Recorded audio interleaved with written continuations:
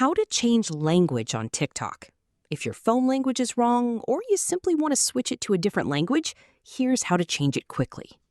First, open TikTok on your iPhone or Android device. Tap on your profile in the bottom right corner. Then tap the three-line menu at the top right. Now select Settings and Privacy.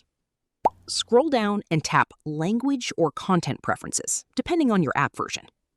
Next, tap App Language. You'll now see a list of available languages. Simply select the language you want, for example, English, Hindi, or any other supported option. Once selected, tap Done in the top right corner. If the app doesn't change immediately, just close and reopen TikTok to refresh it. And that's it. You've successfully changed the language on TikTok in just a few seconds. Thanks for watching. If this tutorial helped, don't forget to like the video and subscribe for more TikTok tips, tricks, and how-to guides.